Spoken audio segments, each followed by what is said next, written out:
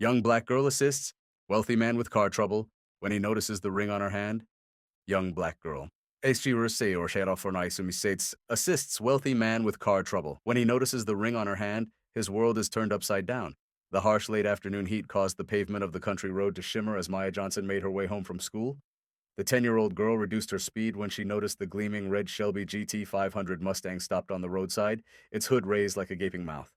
A Caucasian gentleman in an expensive suit that certainly cost more than all the belongings in her home walked in circles next to the vehicle, shouting into his cellular phone, I don't care about the towing fees. I've been stranded on this isolated road for 2 hours.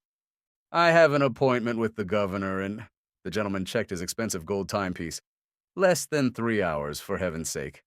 Maya pondered briefly whether she should continue on her path. Her Aunt Renee had always instructed her to avoid speaking with unknown individuals, particularly those who appeared so clearly misplaced in the modest rural region where they resided, a mainly African-American neighborhood 2 hours away from Boston. However, something about the gentleman's desperate exasperation caused her to pause. Maya readjusted the weight of the threadbare backpack containing her textbooks and, more significantly, the compact tool collection her Uncle Leon had provided her, a mechanic who maintained that everyone should understand at least fundamental engine principles. Pardon me, sir, Maya said, approaching carefully. Do you require assistance with your vehicle? Andrew Whitaker, Chief Executive Officer of Whitaker Enterprises and proprietor of half of Boston's business properties, turned in amazement. The annoyance on his expression quickly transformed to patronizing dismissal when he observed the small figure with vibrant braids, worn shorts, and an MIT shirt that was obviously oversized for her. That's very kind of you, dear child. However, this is a sophisticated performance automobile. I require a qualified mechanic. Maya shrugged, moving closer to examine under the hood. My uncle owns a repair shop and has been instructing me about automobiles since I could walk. I can, at minimum, take a look. Before Andrew could object, she had already placed her backpack on the pavement and was inspecting the engine with remarkable confidence. When did the issue begin? She inquired, completely professional. Andrew exhaled, understanding he had little to lose. The engines began overheating approximately 40 minutes ago, and then it simply stopped functioning. Did you detect any sweet odor, similar to maple syrup? Andrew blinked, astonished. Yes. Now that you bring it up, how did you determine that? Cooling mechanism, Maya indicated a small pool beneath the vehicle that Andrew hadn't even observed. It's losing coolant. That's the reason it overheated. As she spoke, Andrew observed the girl with increasing fascination. There was something peculiarly recognizable about her, the manner she wrinkled her forehead slightly while concentrating, how her perceptive eyes examined the engine systematically. What's your name? He asked abruptly. Maya. Maya Johnson. She extended her hand, marked with oil from the examination. He shook it reluctantly. Andrew Whitaker. Pleased to meet you, Mr. Whitaker. I believe I can repair this temporarily. Maya opened her backpack and removed a small metal container. Uncle Leon requires me to carry an emergency kit. You never know when someone might require assistance on the highway. Andrew observed, captivated, as the girl worked with remarkable efficiency, locating the leak in the radiator hose and applying specialized tape. That should last until you reach town, she explained. However, you'll need to add water to replace the lost coolant. It was when Maya lifted her hand to move her hair from her face that Andrew noticed it. A ring with an emerald green stone mounted in vintage gold, secured on her finger with thread wrapped around the base to prevent it from sliding off her small finger. Andrew's reality seemed to halt. The sunlight reflected off the stone, revealing an internal design he would recognize anywhere. A small crescent-shaped flaw. A ring he had presented 12 years earlier to a young girl named Maya at an orphanage called Little Angels, days before it was mysteriously shut down. That ring, Andrew started, his voice suddenly shaking. It's quite distinctive. Maya glanced down at her hand. It belonged to my mother. I mean my adoptive mother, Diana. She passed away last year. A shadow of grief crossed her expression. She mentioned it was a symbol of a significant promise. May I inquire where Diana obtained this ring? Maya shrugged. She never explained precisely. She simply stated it belonged to someone important and that someday I would comprehend its significance. Andrew attempted to compose himself, offering to transport Maya home as gratitude. She hesitated only momentarily before agreeing. During the 15-minute journey, Andrew posed seemingly innocent questions about her existence, where she attended school, how long she had resided there, who she had lived with since her adoptive mother had passed away. I reside with my Aunt Renee and Uncle Leon, Maya explained. They cared for me when Diana died. Have you always resided here? Andrew asked, attempting to maintain his voice casual while gripping the steering wheel firmly. Since I was 3. Before that, Maya hesitated. Diana didn't discuss it extensively. I know I was adopted from an orphanage named Little Angels. It closed shortly after. Andrew nearly lost control of the vehicle. Little Angels? Are you certain? Yes. Why? Are you familiar with it? Andrew took a deep breath. I was, a long time ago. As they approached a humble but well-maintained house, Andrew stopped the car. Maya thanked him and said farewell, but before she could exit, he handed her a business card. Maya, if you ever require anything whatsoever, please contact me. The girl accepted the card with a curious expression and got out of the car. Andrew watched as she ran toward the house, the ring shimmering in the sunlight. His hands trembled as he picked up the phone to call his private detective. What Maya couldn't realize, as she waved one final time to the stranger in his expensive automobile, was that this chance meeting had just initiated events that would uncover secrets hidden for more than a decade. Secrets that linked a billion-dollar corporation, a mysteriously closed orphanage, and a black girl with an exceptional ability to repair damaged things. If this narrative of unexpected coincidences and hidden connections has captured your interest, be sure to subscribe to discover how a simple ring would become the key to revealing a network of power, prejudice, and a truth that would transform lives forever. Andrew spent 3 restless nights examining enlarged photographs of the emerald ring his investigator had obtained, the jewel he had given young Maya at the Little Angels orphanage, as a pledge that he would return for her, a pledge he never fulfilled. In his office at Whitaker Enterprises, he studied documents spread across his desk. 12 years ago, his father, Howard Whitaker, had purchased the Little Angels property for a fraction of its worth, claiming financial irregularities. Coincidentally, Andrew was appointed CEO shortly afterward. Mr. Whitaker, Mr. Evans from Legal is here with the Horizon Project documentation, his assistant announced. The Horizon Project, a luxury development under construction, on the exact location where the orphanage had once existed. Andrew quickly concealed the reports before Evans entered. The Little Angels acquisition documents are here, Evans said, although I don't comprehend why we're reviewing old matters. Your father was quite explicit about maintaining these documents on record. My father is retired in Florida, Andrew responded curtly, and I manage the company now. As he examined the documentation, Andrew discovered questionable bank transfers and, more disturbingly, a list of children who had been relocated when the orphanage closed. Maya Johnson's name was circled in red with the notation Special Case. Contact HW. His investigator, Ramirez, called with information. I located Diana Johnson. Car accident last year, brake failure, suspicious circumstances.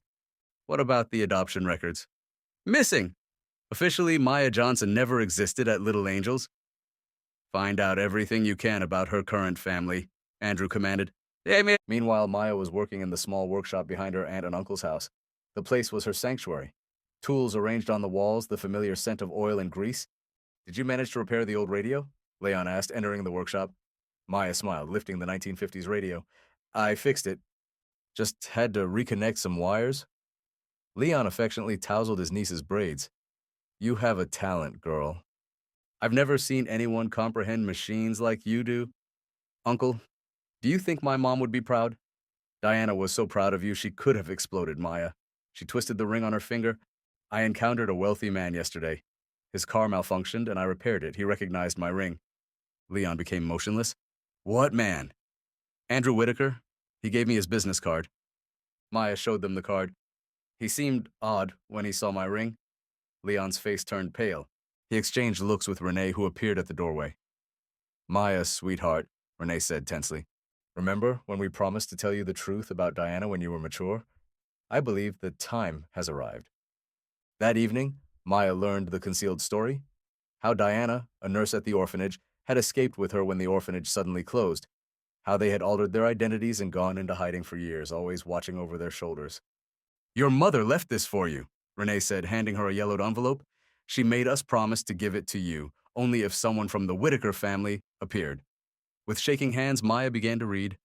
My beloved Maya, if you are reading this, someone has discovered you. There are things you must know. At Andrew's apartment, Ramirez called again. Sir, someone else is investigating Little Angels. A journalist named Marcus Hayes. What does he know? Quite a bit. And he has a theory about why your father was interested in certain children at the orphanage, specifically children with extraordinary abilities. The following day, A black SUV stopped in front of Maya's school. Two men in suits observed as she departed with her friends. Is that her? The girl with the emerald ring? Yes. Mr. Whitaker Sr. wants to see her immediately. What they didn't realize was that Leon was parked across the street. He took out his cell phone and dialed a number Diana had left for emergencies. Marcus Hayes. It's about little angels, Leon said, and a girl with an emerald ring. I found the evidence you're seeking.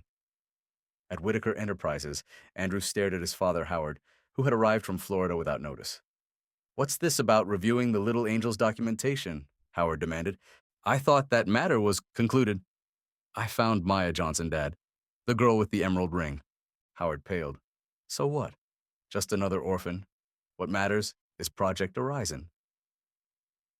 Billions are at stake. What was so special about that girl? Howard laughed dryly. Don't you truly comprehend what's at stake? Some children are valuable. They have abilities that can be exploited. She repairs things, Andrew said slowly. She can look at broken machines and just understand them. Howard's smile was cold. Think of the military applications, the patents. The power. Why do you think we purchased that orphanage? What neither Whitaker understood was that Maya was already reading Diana's letter, discovering the truth about her past and her special abilities, and more importantly, discovering why the emerald ring was so valuable. It wasn't just a piece of jewelry, but a key to documents that could destroy an empire. The pieces of the puzzle were beginning to fall into place. On one side, a powerful corporation ready to protect its secrets at any cost. On the other, a 10-year-old girl with an extraordinary talent and a ring worth far more than its weight in emeralds. Between them, a man trying to decide which side of the story he wanted to be on. The conference room on the 50th floor of Whitaker Enterprises was filled with anxious executives. Howard Whitaker had called an emergency meeting, his usually controlled expression now twisted into a mask of rage. Where is my son? Howard demanded, striking the massive glass table. Andrew should have been here an hour ago. As if summoned by his words, the double doors opened. Andrew entered calmly, accompanied by a woman in a suit whom no one recognized.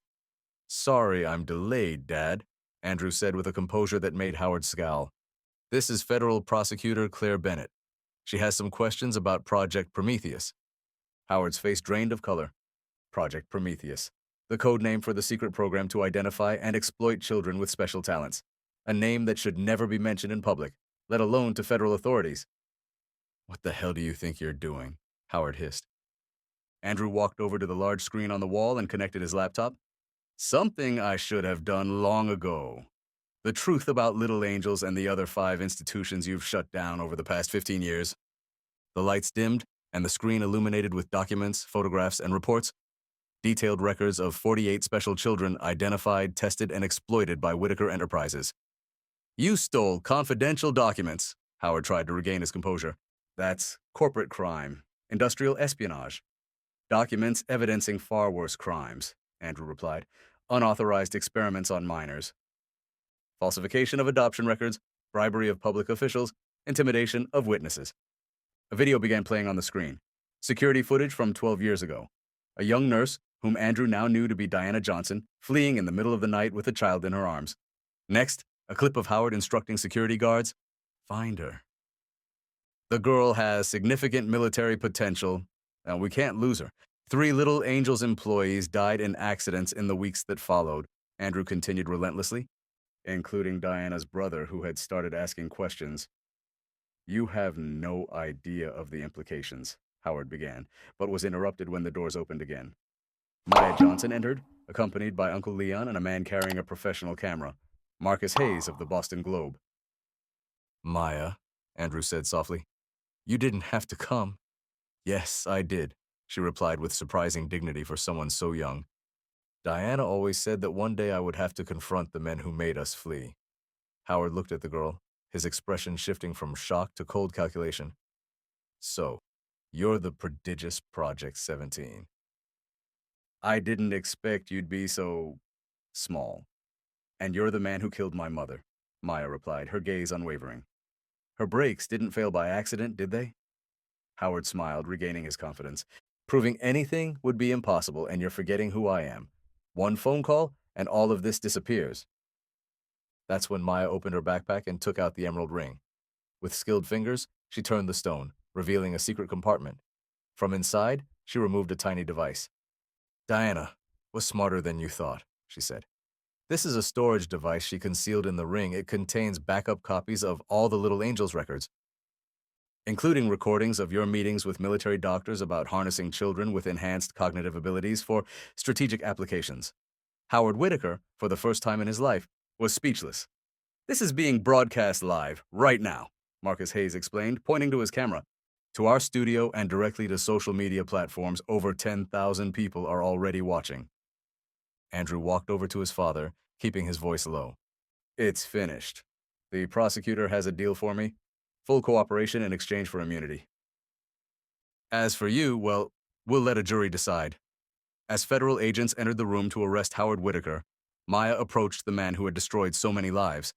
My mother taught me that broken machines can be repaired, she said calmly. But broken people need to repair themselves. I hope you get that opportunity in prison. Howard was led away, his empire crumbling live for the world to see. In the days that followed, Whitaker Enterprises' stock collapsed. Investigations revealed decades of unethical practices, illegal experimentation, and systematic corruption. Andrew watched it all with a complex mix of relief and regret. He had lost his family and his inheritance, but he had found something more valuable: his integrity.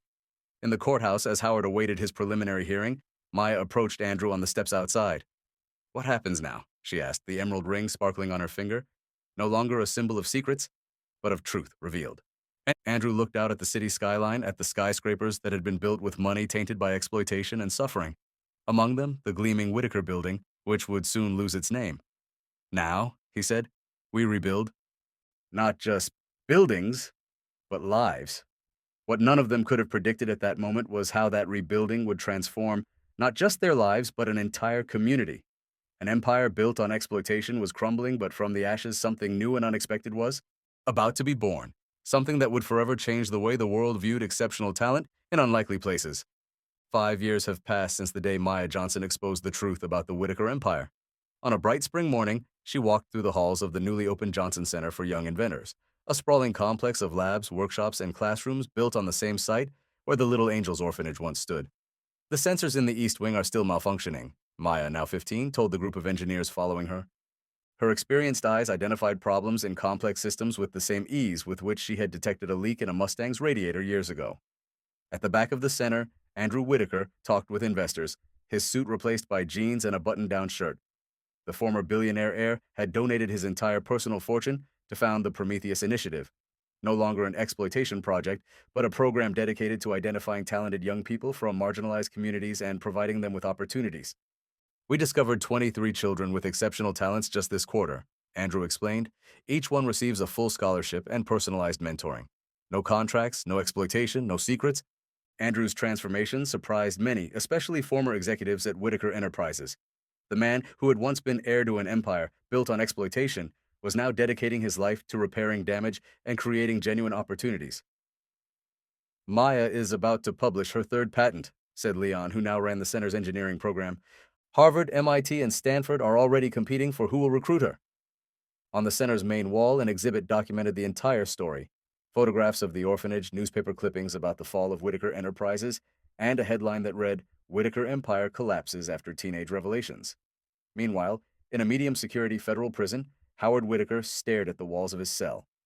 The tycoon who once controlled billions and manipulated lives now spent his days in confinement, abandoned by former allies, his fortune confiscated, his name forever tarnished. He refuses to participate in any rehabilitation program, a guard commented. He still believes he'll get out of here and rebuild everything. The arrogance that had been his trademark was now just a sad caricature, an old man clinging to dreams of power that would never come true. That night, the Johnson Center held its first major graduation ceremony. 12 young people from disadvantaged communities had completed the intensive 2-year program, each with job offers or college scholarships in hand. Maya, still too young to graduate but already recognized as a mentor by her older peers, took the stage to give a speech. When I was 10, I repaired a stranger's car on the side of the road, she began, twirling the emerald ring on her finger, now a symbol, not of secrets but of transformation. That small act of kindness exposed a web of exploitation, but it also paved the way for something new and better. Andrew watched from the back of the auditorium, his eyes watering. The girl who had destroyed his old world had, in fact, given him a purpose that no fortune could buy. My adoptive mother, Diana, used to say that broken machines can be repaired, but broken systems need to be redesigned from the ground up, Maya continued. That's what we're doing here. Not just fixing what was wrong, but building something entirely new. The next day, Maya received an unexpected letter. The sender? Victoria Whitaker, Howard's daughter, who had renounced her family name after the scandal and now worked as a federal prosecutor. We found 5 more orphanages with programs similar to Little Angels. The letter read, thanks to your testimony and the evidence you gathered, we've been able to identify and protect 37 more children. Some have talents like yours. We are tried out so TM. When you're ready, they'd love to meet you. As Maya read the letter to Andrew, Uncle Leon, and Aunt Renee, a sense of closure hung in the air. What had begun with a chance encounter on the side of the road had become a quiet revolution, transforming not only their lives, but an entire system that had thrived on the exploitation of the vulnerable. You know what's ironic, Andrew said. Howard always said he was building a legacy, and he really did, just not the way he imagined it. Maya looked out the window at the children playing in the center's gardens, free from the kind of manipulation that had nearly defined her own destiny. Real power was never in the buildings or bank accounts, she replied. It was in the ability to make a difference in other people's lives. That evening, as the sun set over the Johnson Center, a new sign was unveiled at the entrance. Every talent deserves to flourish. Every child deserves freedom. It was a promise for the future, built on the ashes of a past they refused to repeat.